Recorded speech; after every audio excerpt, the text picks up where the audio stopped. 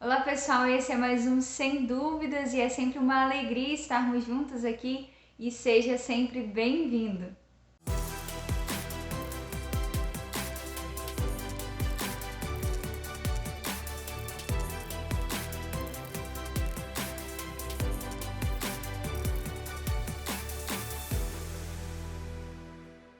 Então hoje, pessoal, será o nosso último vídeo da nossa série Pilares da Fé e hoje nós vamos estar falando sobre o Sagrado Magistério, que é essa central de ensino, assim que a gente pode dizer, a central de ensino oficial da Igreja, isso vinculado aos papas e aos bispos que estão em unidade com ele. O magistério que é essa sede de ensino da Igreja, e isso tanto numa questão de função e de autoridade também que o magistério exerce. E aí você pode me perguntar assim: Letícia, mas por que nós devemos dar tanta credibilidade assim para o Sagrado Magistério?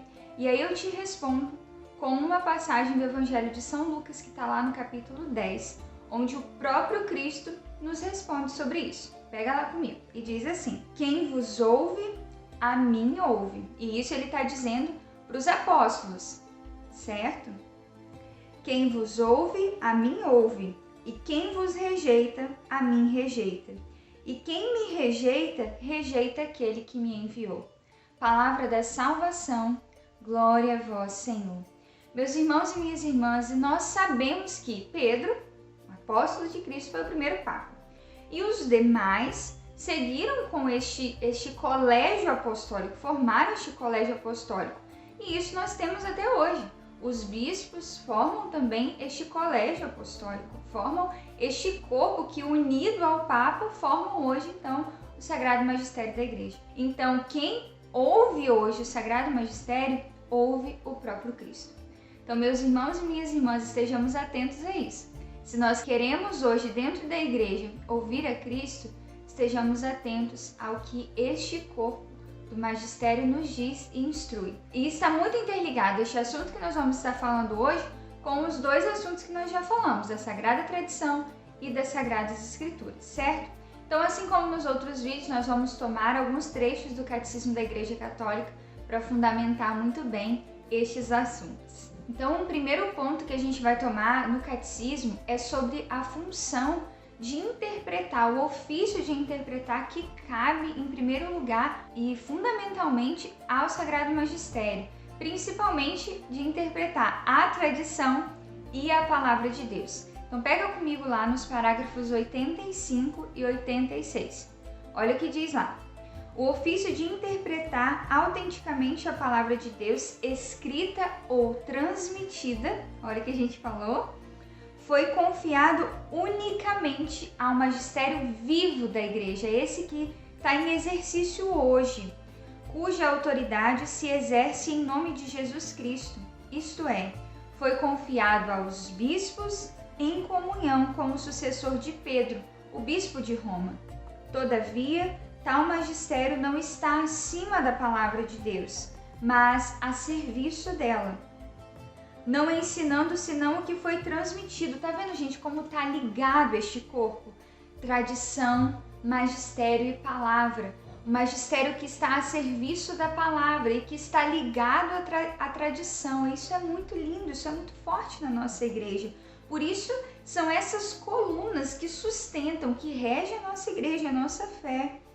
No sentido de que, por mandato divino, com a assistência do Espírito Santo, piamente ausculta aquela palavra santamente, aguarda e fielmente a expõe, e deste único depósito de fé tira o que nos propõe para ser crido como divinamente revelado. Então, com o auxílio do Espírito Santo, estes santos homens escutam aquilo que divinamente foi revelado e que expõe para nós, põe para nós os fiéis aquilo que deve ser crido, aquilo que deve ser praticado, daquilo que foi transmitido, daquilo que é a palavra divina, daquilo que vai nos trazer a vida e que deve ser assumido por nós, para a nossa vida de fé.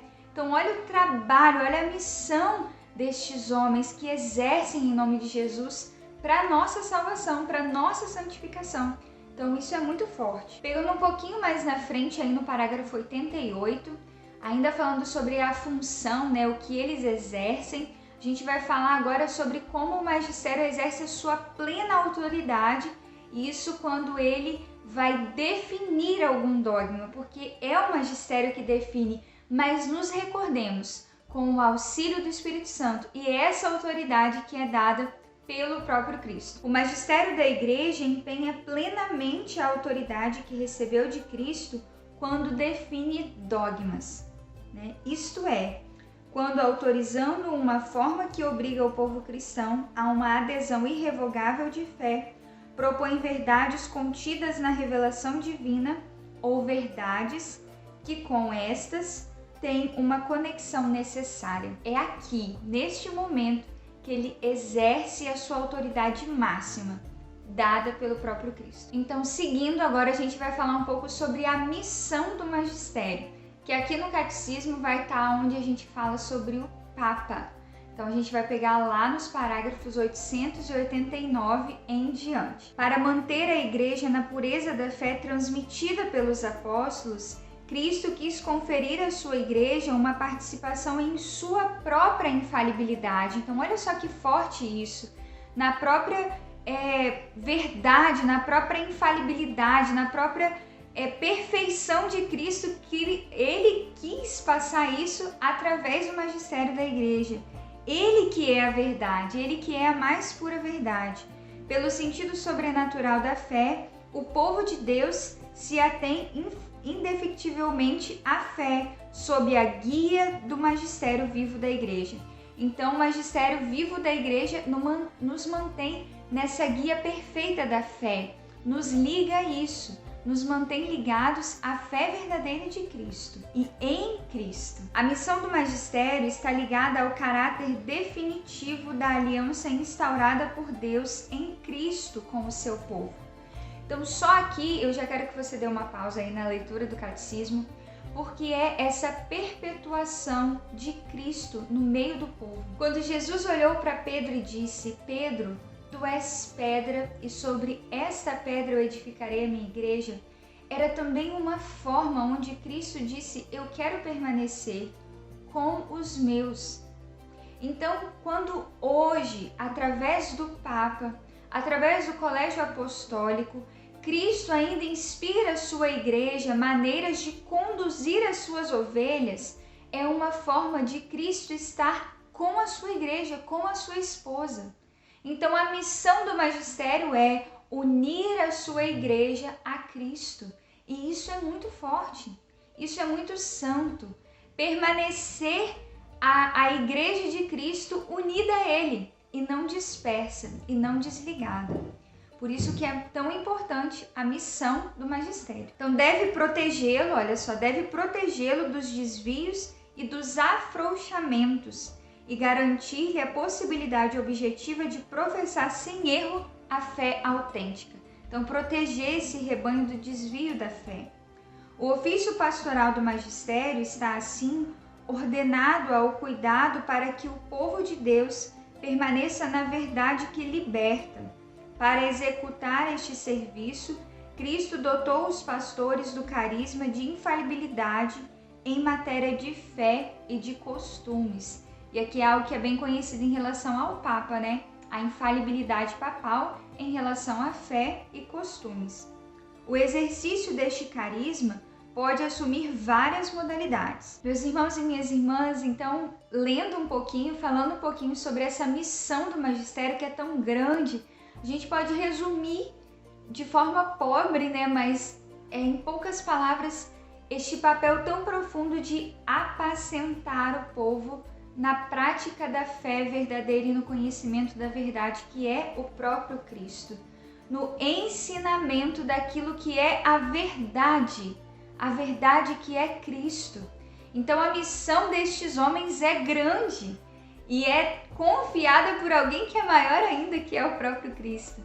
Então que verdadeiramente nós nos aprofundemos cada vez mais no conhecimento dessas verdades que dão a base da nossa fé, que dão a base da nossa igreja.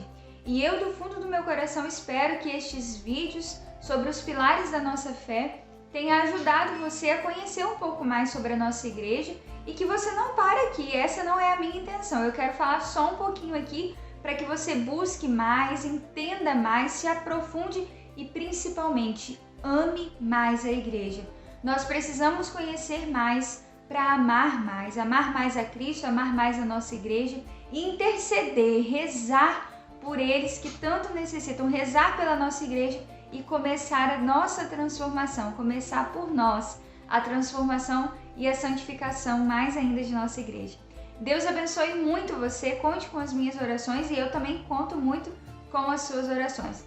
Um grande beijo no seu coração e Deus te abençoe. E lembre-se sempre, nós somos de uma religião da palavra que se fez carne, não de uma palavra morta, mas de uma palavra que está viva no meio de nós. Fique com Deus.